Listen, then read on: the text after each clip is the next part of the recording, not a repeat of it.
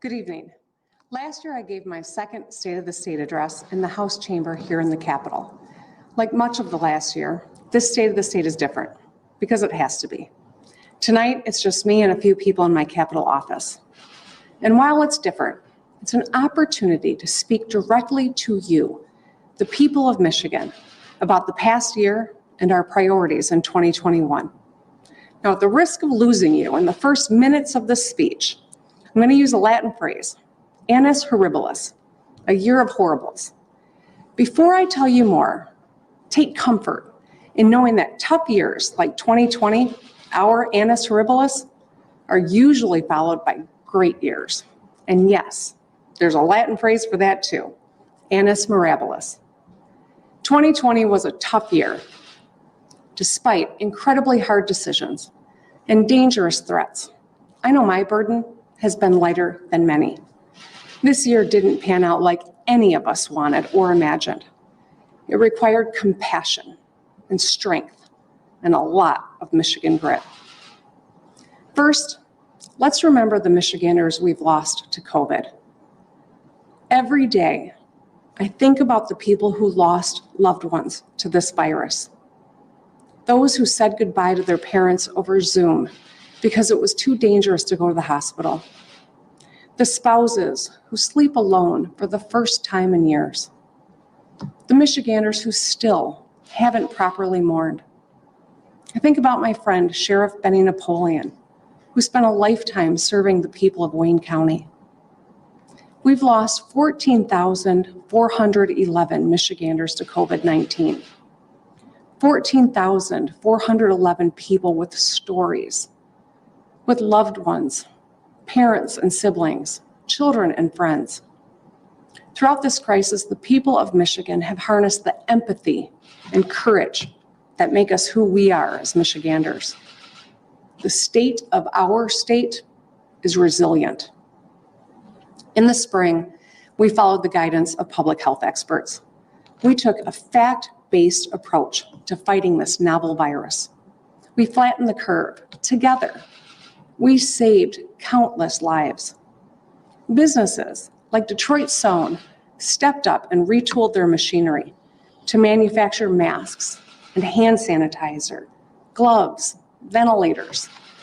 Frontline workers in our hospitals, grocery stores, childcare centers, post offices, police and fire departments, and so many others put their lives on the line to protect us. Our state employees, like corrections officers and sanitation workers, provided crucial services. And the vast majority of you did your part. In the midst of the worst public health crisis in our lifetimes, the world saw just how tough Michiganders are.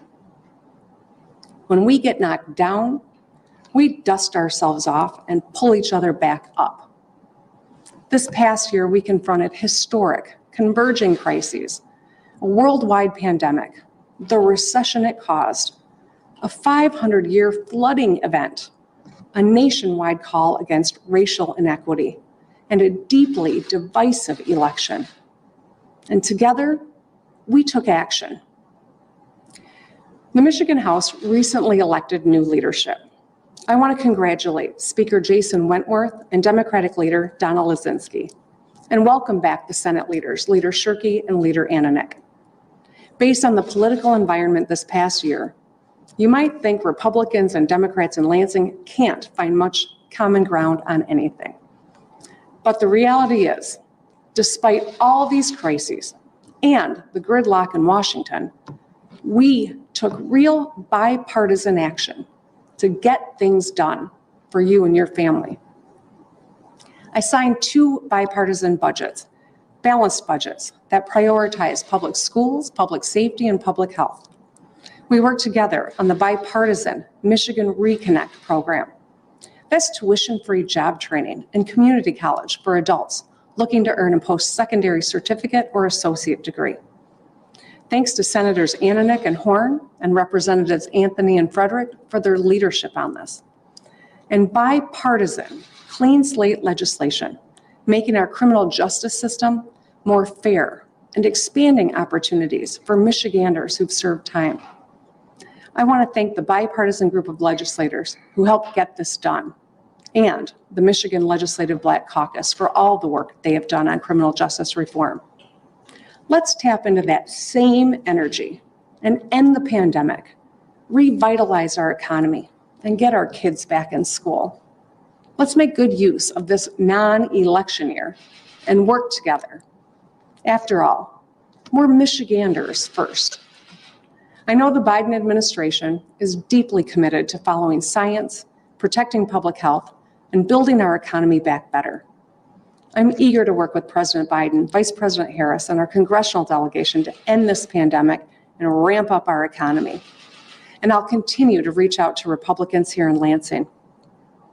While common ground seems less and less common these days, it's never been more important that we work toward it. Now, I know you're used to me saying, fix the damn roads. This year, let's also fix the damn road ahead. Let's find common ground to grow our economy, get families and businesses back on their feet. It starts by ending the pandemic. The health of our economy is inextricably linked to the health of our people. Effectively rebuilding our economy this year requires that we protect public health. And that hurdle is cleared easier and quicker if we work together. The governor's primary responsibility is the safety of the people of her state. During the worst public health crisis in history, we protected and expanded healthcare access in Michigan. I signed bipartisan legislation to end surprise billing so Michiganders don't get charged out of the blue for care. And we worked to address the high cost of prescription drugs. Prices for life-saving prescriptions have skyrocketed, forcing people to choose between getting their medicine, paying rent, or buying food. Last year, I announced a prescription drug task force. And just yesterday, they announced their plan to lower costs and increase drug price transparency. Members of my cabinet worked with a bipartisan group of leaders on legislation that ensures accountability and affordability to help Michigan families. Many thanks to Senators Brinks and Vanderwall and Representatives Whitmer and Koopa and former Rep. Vaupel for their bipartisan work on this. Now, let's get this on the legislature's to-do list. During World War II, Michigan became the arsenal of democracy, building tanks and bombers to defend freedom and crush fascism. This year, we stepped up as the arsenal of health, manufacturing masks, ventilators, and PPE. And we were the epicenter of hope when the world watched the Pfizer vaccine roll out of Portage, Michigan. Since the beginning of this pandemic, the state partnered with health insurance providers to waive costs for testing and treatment. And we have performed over 9.6 million COVID tests, which makes us 7th in the nation. That is thanks in large part to the brave women and men serving in the Michigan National Guard. They helped with COVID, floods, and threats to our safety. As Commander-in-Chief of the Michigan National Guard, I want to formally acknowledge our Adjutant General Paul Rogers for his leadership. Our action saved lives, especially in our most vulnerable communities. Early on, Dr. Janae Caldoun, or Dr. J, as you've heard me call her, saw the disparate impact COVID was having on communities of color. By acknowledging this, we not only saved lives in Michigan, but around the country as other states learned from us. Lieutenant Governor Garland Gilchrist chaired the Michigan COVID Task Force on racial disparities, focusing on education, testing, and outreach that further saved lives.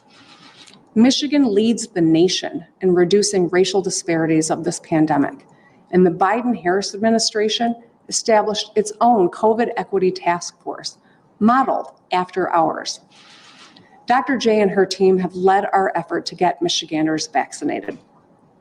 Despite many challenges, we have made great strides.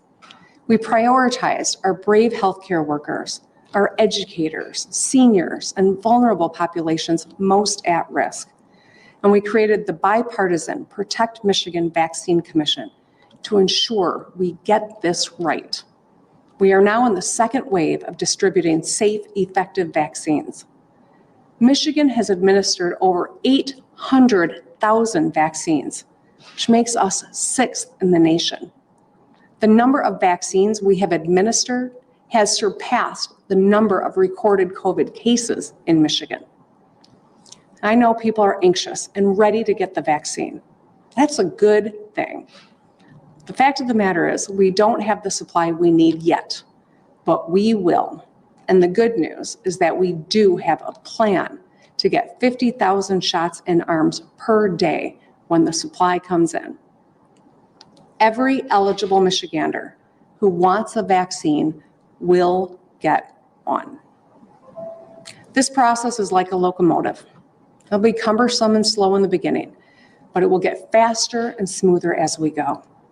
I just ask for patience as our frontline workers work around the clock to get shots in arms. Our medical objective is to vaccinate at least 70% of our population age 16 and up as soon as possible. The quicker we do this, the quicker we'll have the normalcy we all crave. Family gatherings, travel, graduations, concerts, and more. In the coming months, the vaccine will be available to the general population. When very little seems in our individual control, the act of getting a vaccine is. And as we fight the new variant of the virus, we must all continue to wear a mask, practice safe social distancing, and avoid indoor gatherings. The good news is we know how to fight this virus. The coming months will determine the strength of our economic recovery. Let's end this pandemic.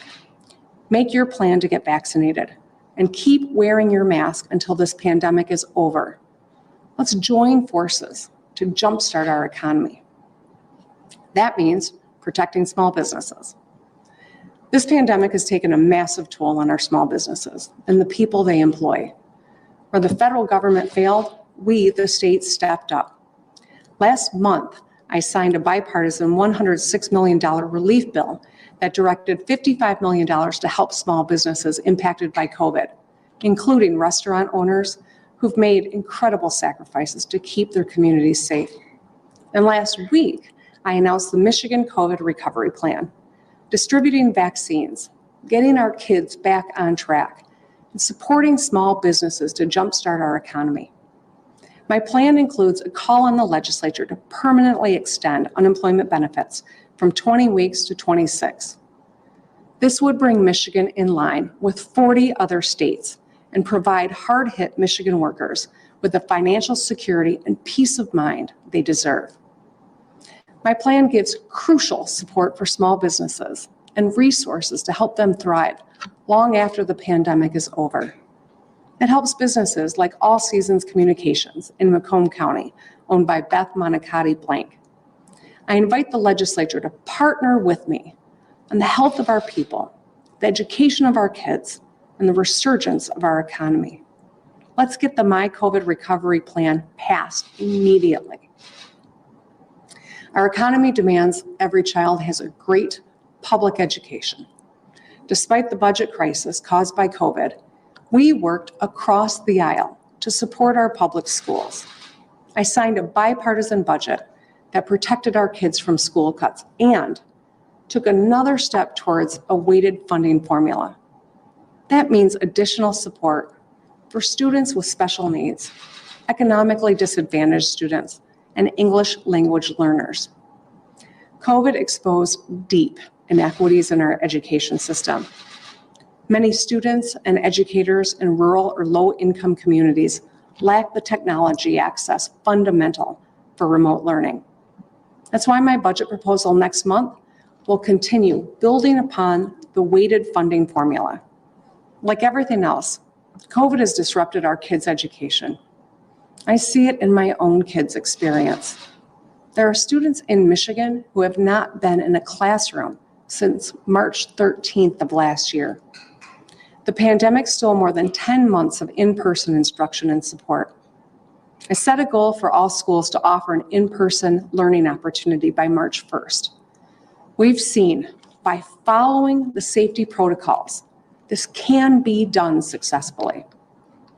I'm reconvening the members of the Return to School Advisory Council.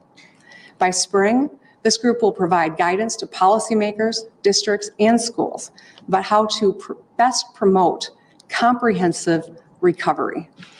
And my budget will fund academic recovery, school infrastructure improvements, and support for students' physical and mental health. And I want to say thank you to our incredible educators, administrators, and support staff for their dedication to our students throughout this pandemic. In gratitude, next month, we will reward My Classroom Heroes grants up to $500 each for teachers and support staff. These grants will offset some expenses and acknowledge their extraordinary efforts. In addition to My Classroom Heroes, we owe a special thank you to frontline healthcare workers, including direct care workers who provide nursing and healthcare for seniors and Michiganders with disabilities. We gave these heroes $2 an hour increase. I worked with the legislature to extend it for months and then for a few more months. Now it's time to make that pay raise permanent because it's not enough to say thank you. We need to show support. This is one of the reasons why I created Futures for Frontliners, modeled after the GI Bill after World War II, tuition-free post-secondary education opportunities for the heroes on the front line of the pandemic. Our frontline workers, healthcare workers, grocery store employees, child care workers, janitors, and everyone who stepped up to protect us. They are heroes. They stayed at work so the rest of us could stay home. And they earned our full support. More than 82,000 frontline heroes have been accepted into the program. That's over 82,000 lives that could be changed as a result. 82,000 people who will enhance their skill set and earn higher wages. Paths to skills are important, but we must ensure there are good jobs for Michiganders at the end of the path. And we've been hard at work. Since I was sworn into office, we've announced more than 11,400 auto jobs at GM, Ford, and FCA. Our auto industry helps drive our economy and ensures good paying jobs for hardworking UAW members and their families. One of my top priorities this year is growing more great jobs for Michigan workers. Today, I'm announcing Michigan Back to Work, my plan to help us grow our economy and get Michiganders back on their feet. We're going to leverage all the resources of state government to rebuild our economy back better, working with leaders in state and federal government, business, and beyond to grow good-paying jobs in Michigan. Over the next year, we will announce initiatives and projects big and small, from tech, mobility, manufacturing growth, to clean energy and road construction. This will protect, grow, and create more good-paying jobs. It's also time for the legislature to take action extending Good Jobs for Michigan legislation to retain and grow our businesses and create good jobs. You might not know this, but Pfizer was the first business to utilize Good Jobs for Michigan. They built their sterile drug manufacturing plant and created 450 good-paying jobs in Portage. Passing this legislation will be good for our families, our economies, and our businesses. Let's get it done. Growing our economy requires continued focus on our infrastructure. The long infrastructure saga in Michigan impacts our ability to safely navigate our roads without spending hundreds of dollars each year in vehicle repairs. While we had to focus on the virus, we proved we can chew gum and walk at the same time. And a lot has happened. Last year, I announced the Rebuilding Michigan Bonding Plan to create and sustain tens of thousands of jobs and start fixing the damn roads without an increase at the pump. Because better roads mean better jobs. Even combating COVID, we moved a lot of dirt. In Lansing, we completed the I-496 Rebuilding Michigan project with hundreds of more projects on the horizon. including heavily traveled sections of I-96 in Oakland County, I-69 in Calhoun County, and I-94 in Berrien County. And just days after the May flood in Midland, our incredible MDOT workers rebuilt a crucial bridge on US 10 in record time. Hardworking union construction workers, the laborers and operating engineers got this done safely in the middle of a pandemic. Thank you. We're going to forge ahead, rebuilding our roads in 2021 to protect our families and keep more money in Michiganders' pockets. As for your local roads and bridges, last session, legislation was introduced to give local communities more options so they can move some dirt too. It's a good idea, and it's time for the legislature to get it done. We've also kept moving forward on water infrastructure. Last year, I announced the Michigan Clean Water Plan, a $500 million investment in Michigan's water infrastructure. Direct dollars to communities for safe, clean water to residents, and it supports over 7,500 Michigan jobs. It's time for the legislature to pass these bills so we can start rebuilding Michigan's water infrastructure. I'll keep working so every family in Michigan has clean, safe water. We still have a lot of work to do to join forces to end the pandemic and grow our economy. In 2020, thanks to the hard work of Secretary of State Jocelyn Benson and Attorney General Dana Nessel, Michigan held a historic election. Secretary Benson ran a fair and secure election, of which we should all be proud. Attorney General Nessel defended our votes despite attacks from across the country. They, along with our local clerks and staff at the Secretary of State and Attorney General's offices, should be immensely proud. And yet we know the deep divisions in our country are present here in Michigan too. This year, I will launch the Fixing the Damn Road Ahead tour to engage with and listen to Michiganders, young and old, Republicans, Democrats, and independents, from Lake Superior to Lake Michigan to Lake Huron to Lake Erie and everywhere in between, to focus on what unites us, improve how we talk to each other, and together we'll fix the damn road ahead. My mission is to find common ground so we can emerge from this crisis stronger than ever. When we rang in the new year on January 1st, 2020, we had high hopes. We made resolutions, planned trips, in my case, a high school graduation, with our families and friends. It's easy to look back on this last year and focus on the bad, but we cannot forget the action we took to protect ourselves and our families. To those of you who stepped up and did your part, who listened to medical experts, stay home, wore a mask, helped out a neighbor, and practiced social distancing, your action saved lives. Your action ensured more Michiganders will be able to spend Thanksgiving and Christmas 2021 with their loved ones. On behalf of the entire state of Michigan, thank you. Now, to the legislative leaders tuning in, our job now is to fix the damn road ahead, together. Let's commit to the strong, bipartisan action we took last year and focus that same energy to end the pandemic, grow our economy, and get our kids back on track. The people of Michigan are counting on us. Here's to an Annus Mirabilis, a great year. Let's get it done.